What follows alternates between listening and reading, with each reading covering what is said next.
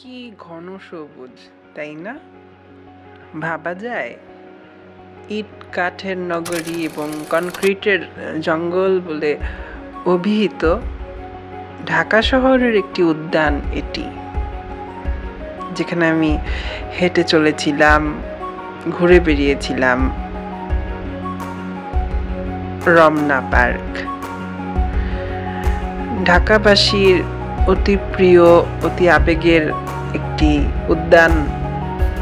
রমনা উদ্যান সচরাচর রমনা পার্ক বলেই এটিকে আমরা ডাকি, চিনি। রাজধানীর দক্ষিণ অংশের সকালের ভ্রমণের মূল কেন্দ্র হচ্ছে এই রমনা উদ্যান। আমি জেনে খুব খুশি হয়েছিলাম যে এটি একটি সুপ্রাচীন পার্ক, উদ্যান। আপনি বলতে পারেন ঠিক কত বছর আগে রমনা পার্কের প্রতিষ্ঠা করা হয়েছিল? ভাবুন একটু। মুঘল আমলে এই উদ্যানটি প্রথম প্রতিষ্ঠিত হয়। সে 1610 খ্রিস্টাব্দের কথা। তার মানে অনেক বছর হয়ে গেছে, শত শত বছর।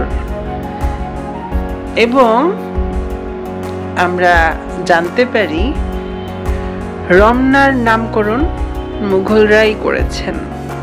সেই রমনা আমি ঘুরছি এবং মুঘলদের তৈরি বাগান, যা পরে ইংরেজরা আধুনিকায়ন এবং সৌন্দর্য বর্ধন করে তাদের মতো করে, সেই রমনা উদ্যান আমি ঘুরে দেখছি এবং আমার সঙ্গে আপনারাও দেখতে পাচ্ছেন। মুঘল এই উদ্যান ব্রিটিশ আমলের শুরুর দিকে জঙ্গলে পরিণত হয়েছিল। এখন আমরা যে বাগান দেখতে পাচ্ছি, এই আধুনিকায়ন ব্রিটিশ আমলে হয়।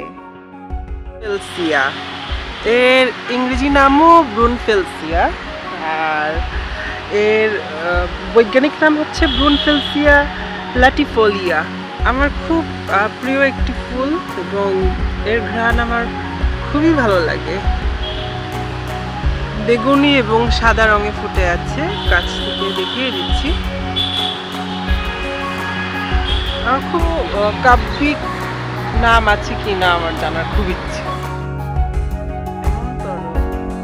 অনেক অনেক ফুল, ফল, বিভিন্ন ঔষধি বৃক্ষরাজিতে সমৃদ্ধ এখন ঢাকার ফুসফুস রমনা উদ্যান।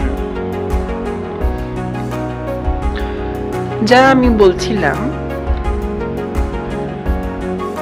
মুঘল আমলের যখন শেষ হয়, যখন ব্রিটিশরা এই অঞ্চলে শাসন করে, 1800 সালের গোড়ার দিকে ঢাকা নগর উন্নয়নের জন্য বিভিন্ন পদক্ষেপ গ্রহণ করা হয়েছিল। আমি একটি কাঠবিড়ালি দেখতে পাচ্ছি, নিশ্চয়ই আমার সঙ্গে আপনারাও কাঠবিড়ালি দেখতে পাচ্ছেন। আমার খুব ভালো লাগলো। আমি আমার কথায় ফিরে আসি।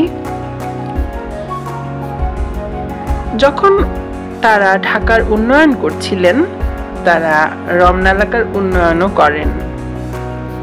ব্রিটিশরা রেসকোর্স খুব পছন্দ করতেন, যা আমরা ঘোড়দৌড় নামে চিনি, জানি।